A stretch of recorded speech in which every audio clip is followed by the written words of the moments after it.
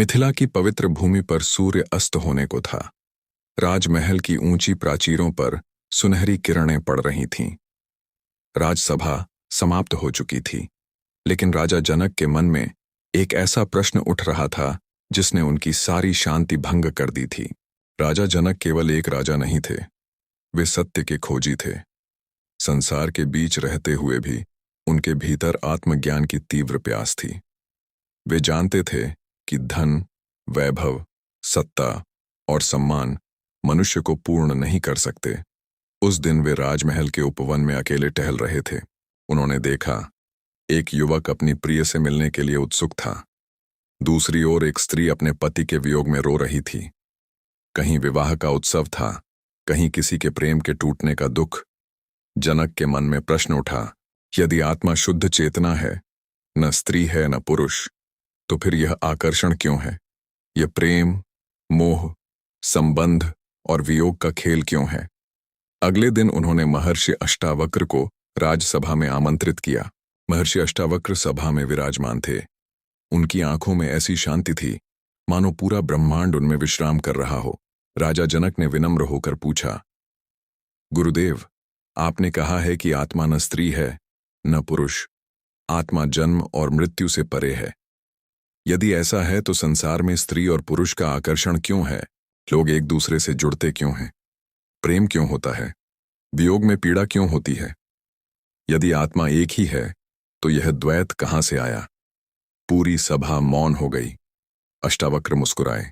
उन्होंने कहा, राजन, तुम्हारा प्रश्न संसार के सबसे गहरे रहस्यों में से एक है। जब तक इसका उत्तर नहीं मिलता, मनुष्य प्रेम और मोह में भटकता रहता है। अष्टावक्र बोले, राजन, पहले यह समझो कि आकर्षण आत्मा का गुण नहीं है। आत्मा केवल साक्षी है। आत्मा न किसी को चाहती है न किसी को छोड़ती है, वह केवल देखती है। जनक ने पूछा, यदि आत्मा आकर्षित नहीं होती तो फिर कौन आकर्षित होता है? अष्टावक्र बोले, मन। और मन किसके प्रभाव में है? प्रकृति के प्रभाव में। अष्टावक्र ने कहा, राजन, सृष्टि दो शक्तियों पर चलती है। एक है पुरुष तत्व, दूसरी है प्रकृति। इन दोनों के संयोग से समस्त जगत प्रकट होता है। जिस प्रकार चुंबक के दो ध्रुव एक दूसरे को आकर्षित करते हैं, उसी प्रकार प्रकृति ने स्त्री और पुरुष के बीच आकर्षण रखा है। यह आकर्षण सृष्टि को चलाने का साधन है, लेकिन मनुष्य भूल जाता है कि यह केवल प्रकृति का खेल है। अष्टावक्र ने जनक से कहा, राजन, समुद्र को देखो, उसमें हजारों लहरें उठती हैं। क्या कोई लहर वास्तव में समुद्र से अलग है? जनक बोले, नहीं गुरुदेव, लहर समुद्र ही है।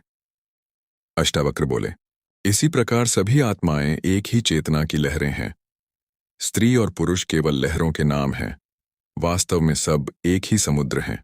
अष्टावक्र बोले, समस्या तब शुरू होती है जब आत्मा स्वयं को शरीर मान लेती है।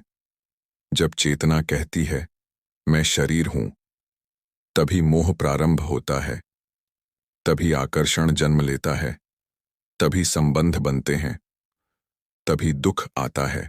अष्टावक्र ने कहा, राजन, कल रात तुमने स्वप्न देखा होगा। जनक आश्चर्यचकित हुए। हाँ गुरुदेव, मैंने स्वप्न देखा कि मैं एक साधारण किसान हूं। अष्टावक्र मुस्कुराए। स्वप्न में क्या तुम राजा थे? नहीं। स्वप्न में तुम्हें अपना राजपाट याद था? नहीं। फिर किसान कौन था? जनक मौन हो गए। अष्टावक्र बोले, जागने पर किसान मिट गया, लेकिन तुम बने रहे। उसी प्रकार मृत्यु के बाद शरीर मिट जाता है, लेकिन आत्मा बनी रहती है। अष्टावक्र बोले, राजन, जब आत्मा शरीर के साथ तादात्म्य कर लेती है, तब मन उत्पन्न होता है। मन इच्छाएं पैदा करता है। इच्छाएं आकर्षण पैदा करती हैं। आकर्षण संबंध बनाता है, और संबंध अपेक्षाएं पैदा करते हैं। फिर अपेक्षाएं दुख का कारण बनती हैं। जनक ने पूछा, गुरुदेव, क्या प्रेम भी बंधन है? अष्टावक्र बोले, नहीं राजन, प्रेम बंधन नहीं है, मोह बंधन है। प्रेम आत्मा से आता है, मोह अहंकार से आता है। प्रेम कहता है, मैं तुम्हारी स्वतंत्रता चाहता हूं। मोह कहता है, तुम मेरे हो। प्रेम में आनंद है, मोह में भय है। प्रेम में विस्तार है, मोह में कैद है। जनक बोले, यदि यह सब मोह है तो क्या विवाह और परिवार व्यर्थ हैं? अष्टावक्र हंसे, नहीं राजन, व्यर्थ विवाह नहीं है, व्यर्थ अज्ञान है। विवाह बंधन नहीं है, बंधन उसमें छिपी आ सकती है। परिवार समस्या नहीं है, समस्या यह है कि मनुष्य उन्हें स्थायी मान लेता है। अष्टावक्र ने एक उदाहरण दिया। मान लो कुछ यात्री एक सराय में रात बिताने आए। रात भर साथ रहे, बातें की, मित्रता हुई, लेकिन सुबह सभी अपने अपने मार्ग पर चल दिए। क्या वे हमेशा साथ रह सकते थे? नहीं। संसार के संबंध भी ऐसे ही हैं। कुछ समय के लिए आत्माएं मिलती हैं, फिर अपने मार्ग पर आगे बढ़ जाती हैं। जनक ने पूछा, लेकिन गुरुदेव, कुछ लोगों के बीच आकर्षण बहुत गहरा क्यों होता है? अष्टावक्र बोले, क्योंकि कर्म अधूरे हैं। कभी प्रेम अधूरा रह गया, कभी कोई वचन अधूरा रह गया, कभी कोई आरण शेष रह गया, तब आत्माएं पुनः मिलती हैं। लेकिन मिलन का उद्देश्य आनंद नहीं, कर्म की पूर्णता होता है। अष्टावक्र बोले, मान लो दो अभिनेता हैं।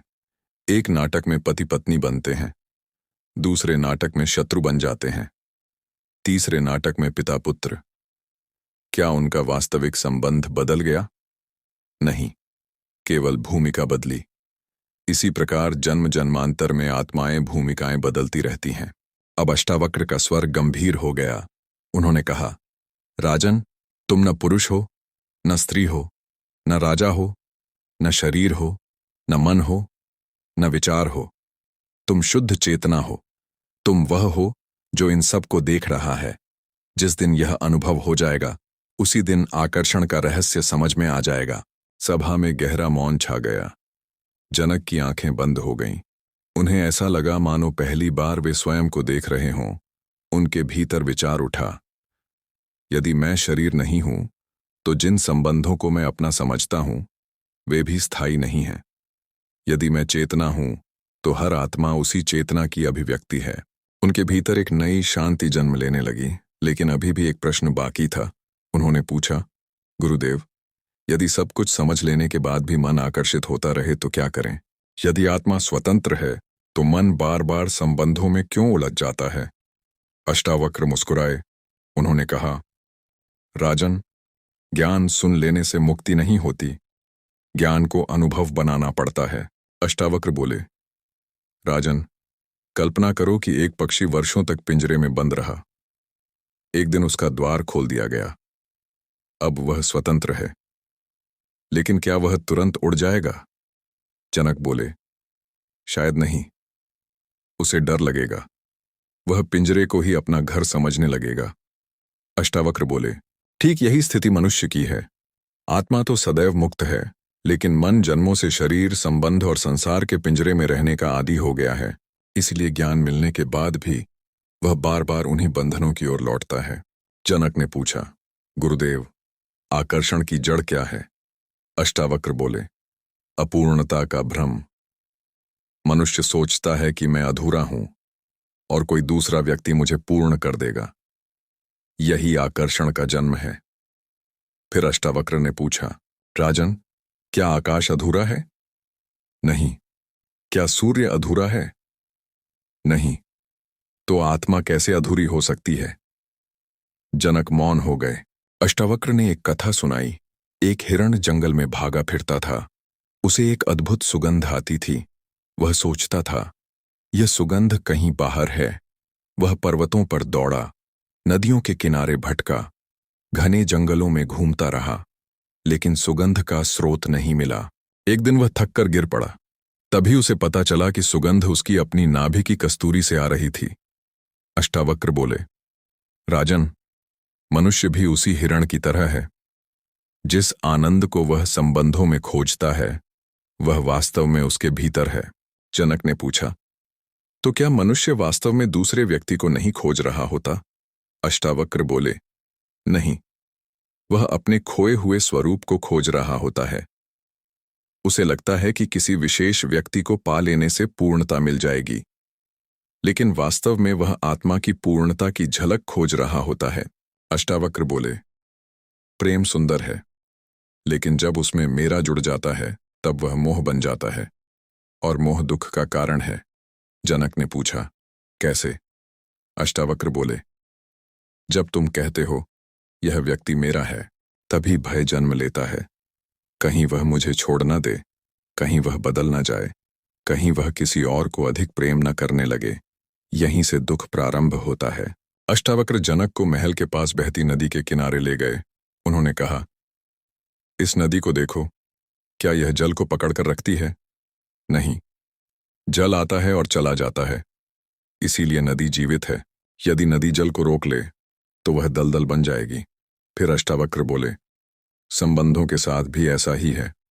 प्रेम करो लेकिन पकड़ो मत, सम्मान दो लेकिन स्वामित्व मत जताओ, साथ रहो लेकिन बंधन मत बनाओ। जनक ने पूछा, क्या यही वैराग्य है? अष्टावक्र बोले, हाँ, लेकिन संसार वैराग्य को गलत समझता है। लोग सोचते हैं वैराग्य का अर्थ है सब छोड़ देना, पत्नी छोड़ दो, परिवार छोड़ दो, राज्य छोड़ दो, घर छोड़ दो। यह वैराग्य नहीं है। अष्टावक्र बोले, राजन, वस्तुओं को छोड़ना वैराग्य नहीं है, उनसे चिपके रहने की मानसिकता को छोड़ना वैराग्य है। यदि कोई जंगल में जाकर भी इच्छाओं में डूबा है तो वह वैरागी नहीं, और यदि कोई राजमहल में रहकर भी भीतर से स्वतंत्र है तो वह सच्चा वैरागी है।